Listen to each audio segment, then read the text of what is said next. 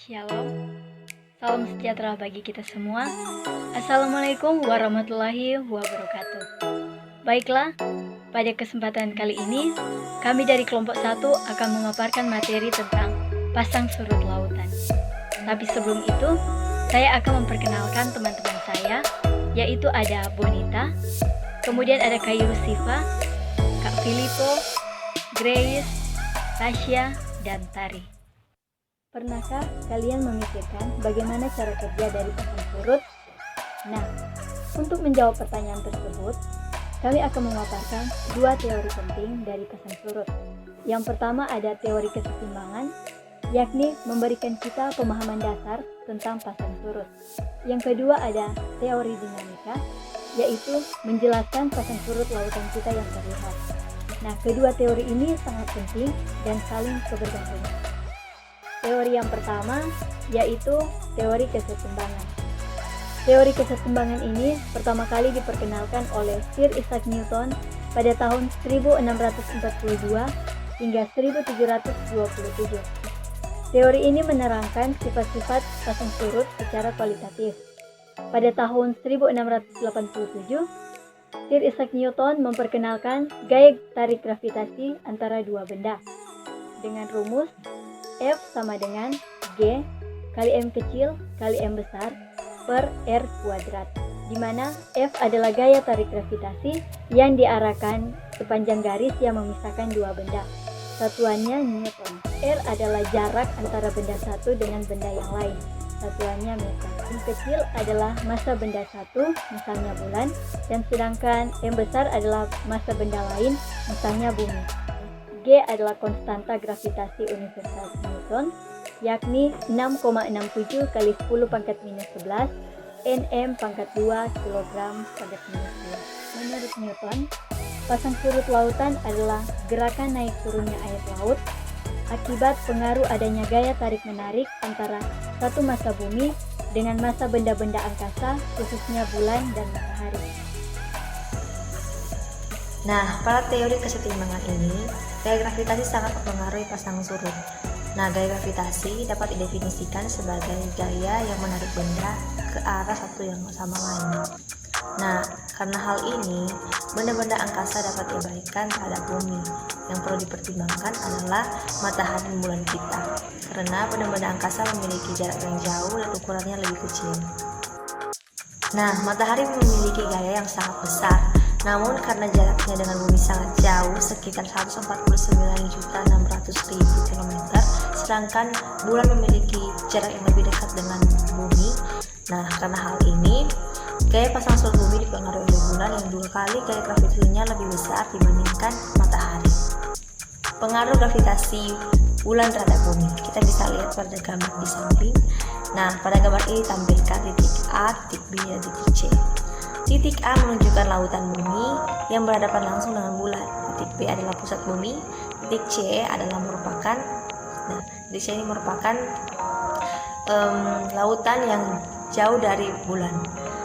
Nah, setiap titik dipercepat karena gravitasi dari bulan. Nah, kemudian kita bisa lihat terjadi tonjolan pasang surut pada titik A dan titik C. Nah, kita bisa lihat titik C memiliki parang yang lebih kecil dibanding titik A karena gaya gravitasi bulan yang sangat lemah di daerah titik C ini dibandingkan dengan titik A yang memiliki yang bersimbol panah yang lebih besar atau lebih panjang, karena pengaruh gaya gravitasi dari bulan ini sangat kuat di daerah titik A ini. Nah, tapi pertanyaannya, mengapa titik C memiliki tonjolan atau mengalami tonjolan pasang surut? Nah, hal ini dipengaruhi oleh gaya sentrifugal bumi. Nah, gaya sentrifugal ini merupakan gaya yang mendorong atau menarik objek keluar dari pusat rotasi, yakni pusat rotasinya adalah pusat bumi, sehingga titik A dan titik C mengalami tonjolan pasang surut. Titik A mengalami tonjolan pasang surut karena pengaruh gaya gravitasi dari bulan yang sangat kuat, dan titik C karena pengaruh dari gaya sentrifugal bumi. Yang kedua adalah teori pasang surut dinamik atau dynamical theory. Kemudian Picard pada tahun 1978 menyatakan bahwa dalam teori ini, lautan yang homogen masih diasumsikan menutupi seluruh bumi pada kedalaman yang konstan. Tetapi, gaya-gaya tarik periodik dapat membangkitkan gelombang dengan periode sesuai dengan konstituensinya. Gelombang pasang surut yang terbentuk dipengaruhi oleh gaya pembangkit pasang surut, kedalaman dan luas perairan, pengaruh rotasi bumi, dan pengaruh gesekan dasar.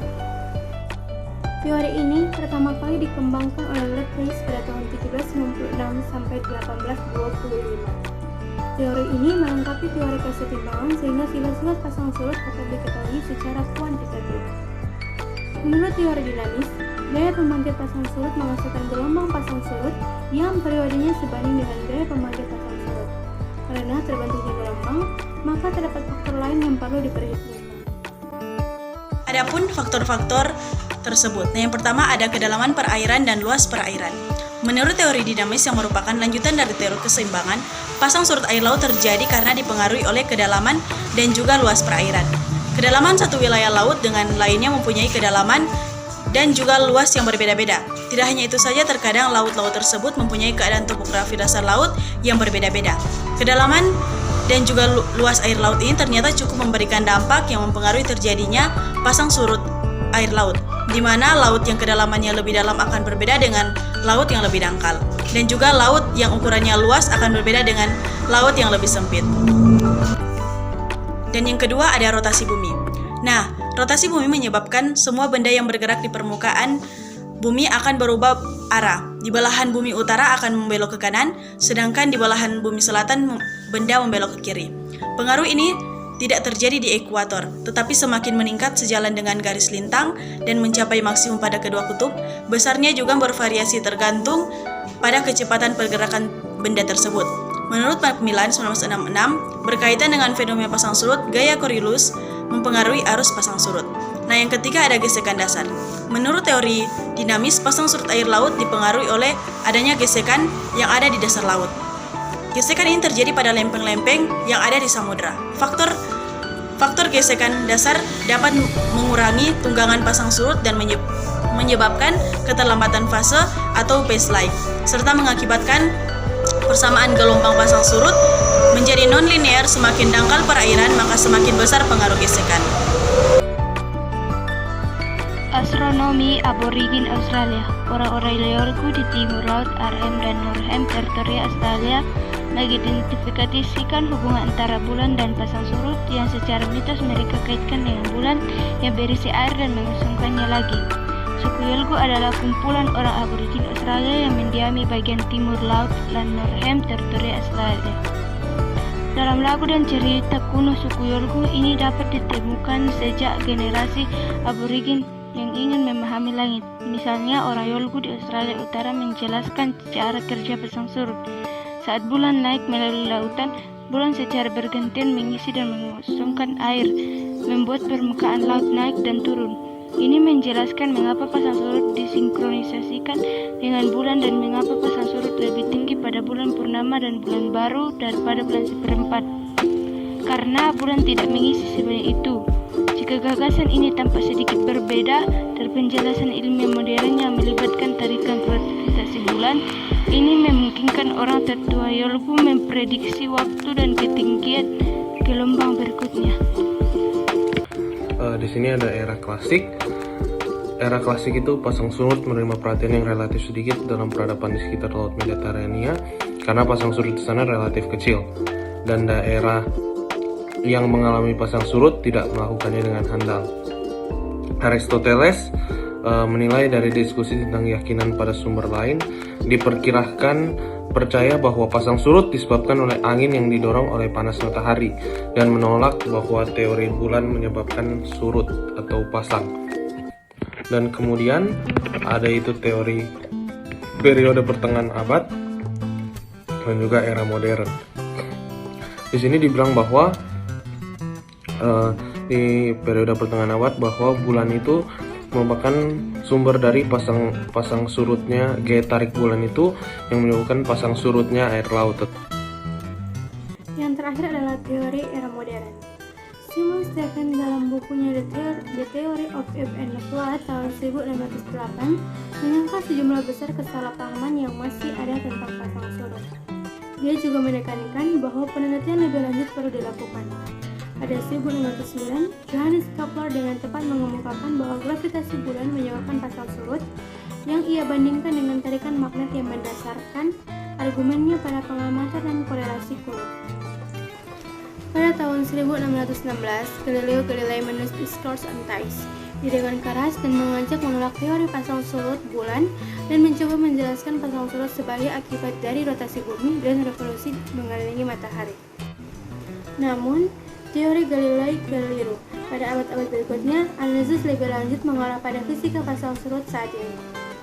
René Descartes berteori bahwa pasang surut disebabkan oleh pusaran eterik tanpa mengacu pada teori gravitasi Kepler dan oleh tarikan timbal balik.